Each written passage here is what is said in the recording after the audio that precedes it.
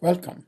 In this session, we will conclude our look at rates of change, or at least our initial discussion of it. We're talking about marginal cost and marginal revenue.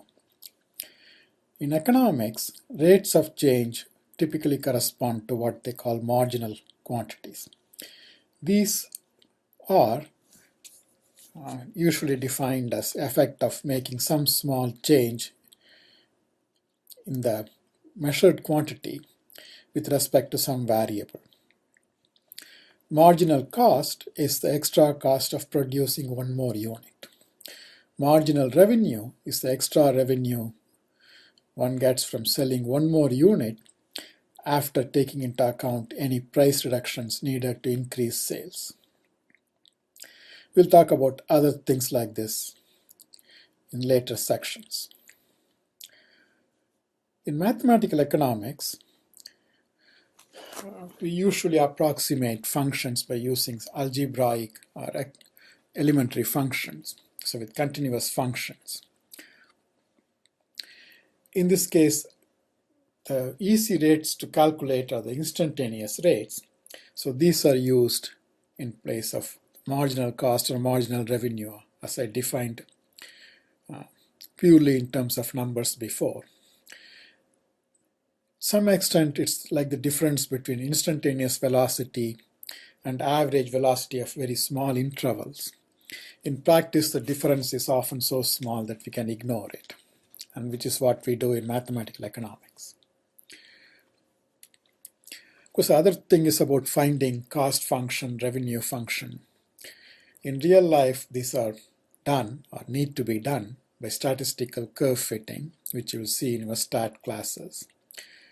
For now, we will simply be given these functions and we'll proceed from there. In the first example, I have a cost function which is explicitly given, 1000 plus 20q minus 0.005q squared. And I am being asked to find the marginal cost and marginal average cost at some specific point, q equals 1000. Marginal cost, mathematically, is just the derivative of cost with respect to quantity. So I'm going to differentiate the given cost function with respect to q. The first term is 1000, a constant term. Its derivative is 0. Second term is 20q, some constant times q. Its derivative will be 20 times 1. The last term is negative 0.005q squared. Its derivative is negative 0.005 times 2q, which is 0.010q. So the dc over dq is 20 minus 0.010q. The marginal cost when q is 1000 is the value of this expression when q is 1000. So plug in 1000 for q and simplify, which gives me 20 times 10 or 10. Marginal average cost is the rate of change of the average cost. So I need to start by calculating the average cost function. Average cost is cost per unit at that production level. So it's C over Q. In our given example, it will be 1000 plus 20Q minus 0.005Q squared. We don't know how to differentiate fractions yet. We can get around that, and in fact this would be an easier way to differentiate even after we do the quotient rule later, is to distribute the q in the denominator over the terms.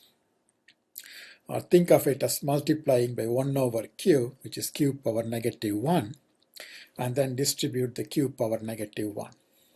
So I have 1000 q power negative 1 plus 20q times q power negative 1, which is 20, minus 0.005q squared times q to the negative 1, which is 0.005q.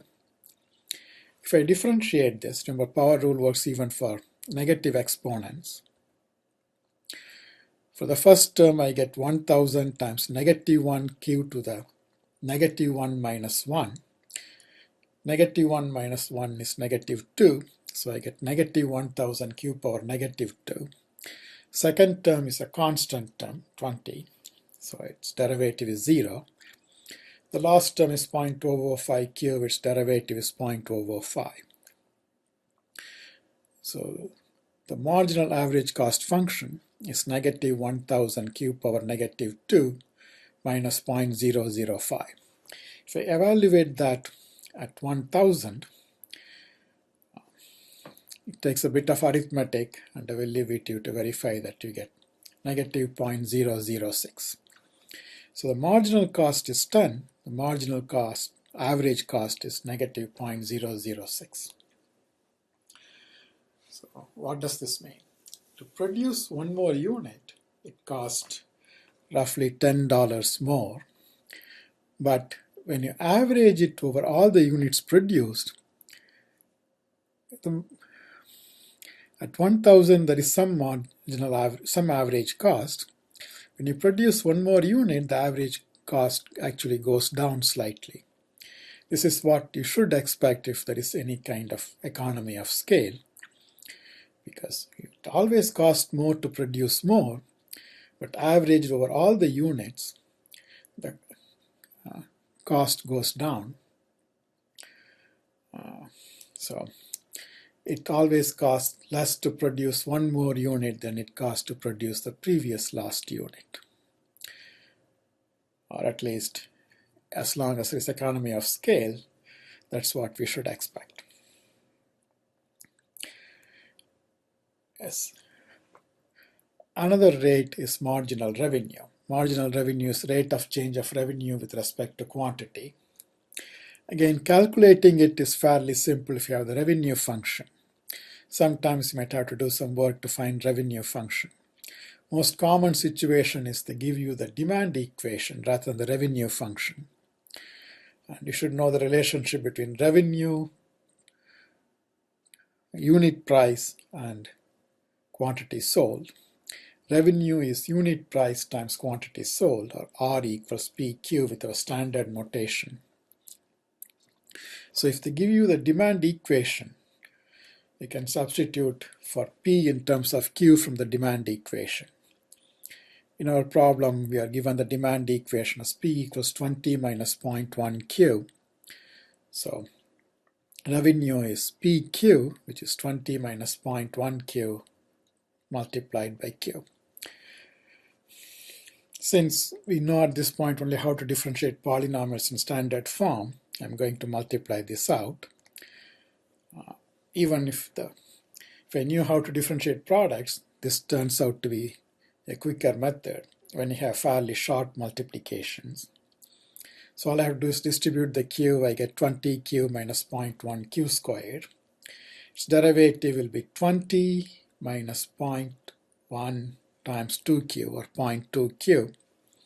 When Q is 100, this comes out to be 20 minus 0.2 times 100, or 0. Having zero derivative is special, and we'll see the meaning of this in chapter 13. This concludes our look at rates of change for now.